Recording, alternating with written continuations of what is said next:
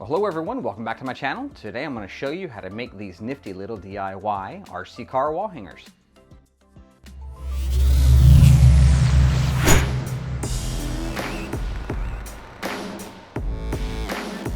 Well, before we get too much further, I just wanted to say welcome back if you're a returning viewer. And if you're a first-time viewer, I really do hope that this benefits you in some way. Now, whether you are a long-time viewer or you're first returning, if this video does benefit you in some way, do please consider hitting the thumbs up and the subscription buttons. That would really help me out. Well, with that out of the way, what you see in front of you is the parts and pieces that you'll need to make our DIY wall hangers. So, of course, you'll need some 2x4s here. You'll need these little corner brace brackets. These I bought at Home Depot. These are the 4-inch ones. You'll need number 10 by 3/4 flathead screws. Those are the recommended sizes for these wall brackets. You'll need some safety gear, and I have some safety glasses here. You'll also want some hearing protection, as we're going to be using a saw in this case.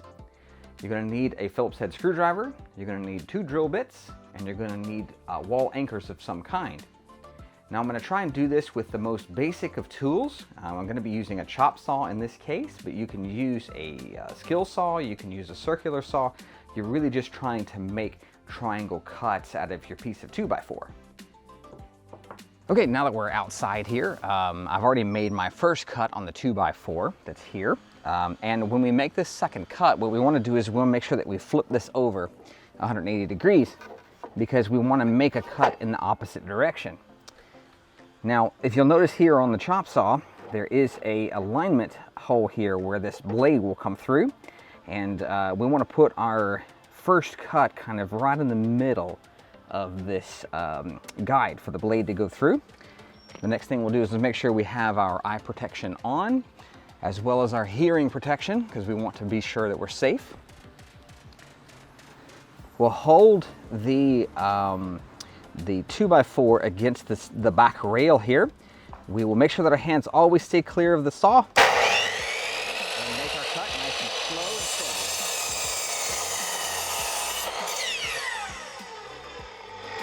Now we have our cut triangle so that we can continue to our next step. All right, so I had to move all of this back into the lab here because there's a lot of activity going on outside between dogs barking and school buses and now lawn people. Figured it was better for us to be in here so that you could hear me better. But now that we're back in here, you can see we have both of our triangle wood pieces cut, so we need one for each tire that is on the RC vehicle. We've got our 2 corner brackets, as well as 4 screws. Now you can certainly use a regular screwdriver here, but I kind of like the idea of using my electric screwdriver just because this is easier and faster, so I'm going to be using that in this case. Now our next step is to go ahead and put this block of wood up at an angle like so, and then we'll take our angle bracket right underneath or right next to our block of wood here. So this is going to be against the wall, and our tire will sit inside of here. Now it's best to put these on flat surfaces, so it will help you kind of keep things angled. You won't end up with kind of an offset. And try to get this as straight and even in here as you can. This is not as crucial of a step, but certainly makes things look a little nicer. We'll take one of our screws here, and of course make sure you're turning in the correct direction. Now before you start to screw this in, you do want to give this a bit of a push so that the screw will find bite and won't be wobbling around on you as you're trying to screw this in. And just thread the screw. And we'll take our next screw and we'll do the exact same thing. Again, push and screw. And we'll do the same thing on the other one.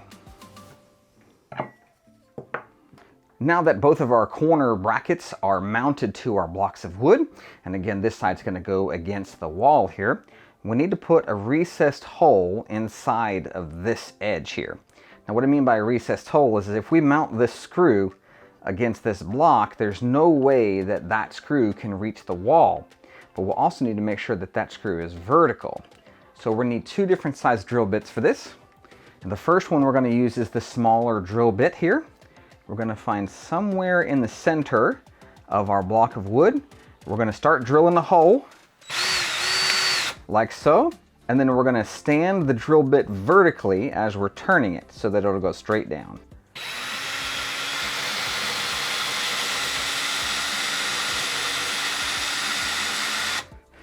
Now, I'm not quite vertical here, but if I keep pushing, I'm gonna break the drill bit. So we're gonna back out the drill bit, and we're gonna start drilling again, but this time we're gonna go straight down.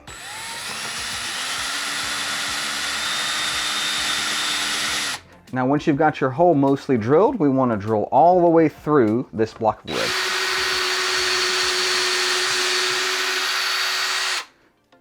So now we have a hole drilled vertically in that block of wood. We're going to do the same thing to this other one.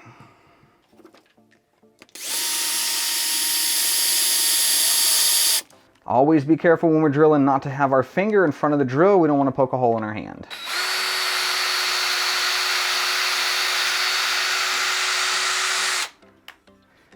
Now that that hole is finished, we need to drill a recess for the head of this screw, because once again, that screw's not going to come through that block of wood. Now on my larger drill bit here, you can see I have tape marked off on the drill bit. That is so that I know where to stop drilling, because I want to drill this larger hole all the way through. I want it to stop so that there will be a place for that screw to sit on the inside.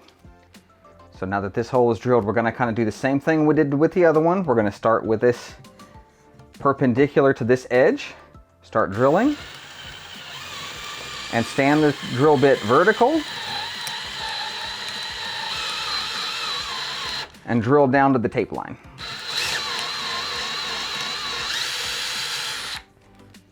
Now that our recess hole is drilled and we drop our screw in here, you can see that the screw will come through that hole, but not all the way through the wood. This is what's going to thread into the anchor on the wall.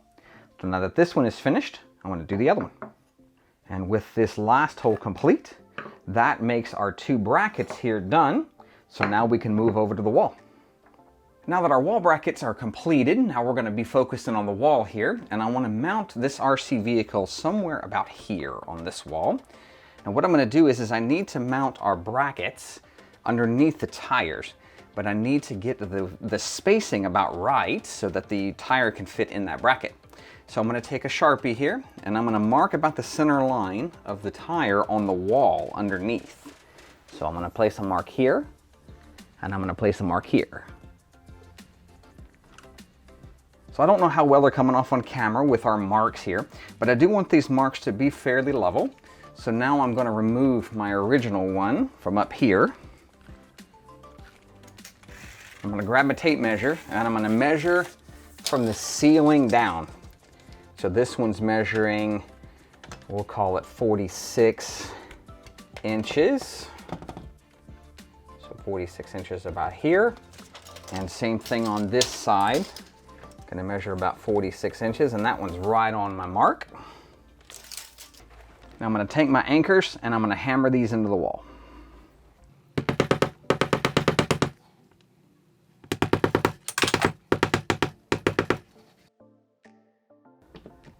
Now I'm just gonna thread these in, and then we'll get our brackets mounted.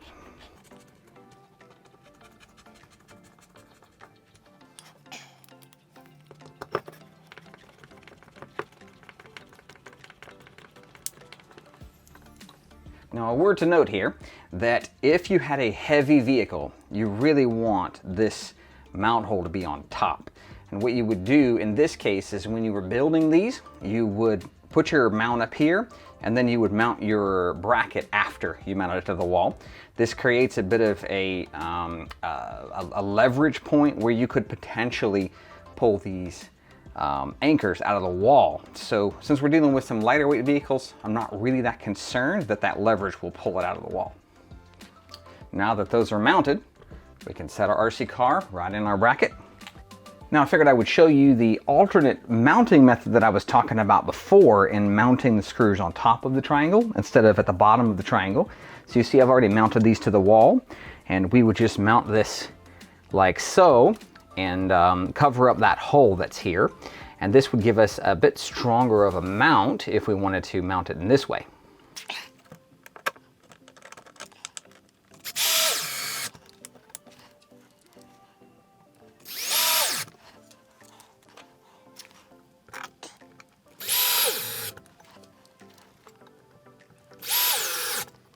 Now with all of our brackets and our trucks mounted on the wall, you see the final result. Well, as we put a wrap on this video, I hope you can see how easy it is to create our DIY wall hangers. And if you did benefit from this video, do please consider giving me a thumbs up and a subscription. That way you don't miss any of my future content. Well, that'll wrap it up for this one, and I hope to see you in the next one.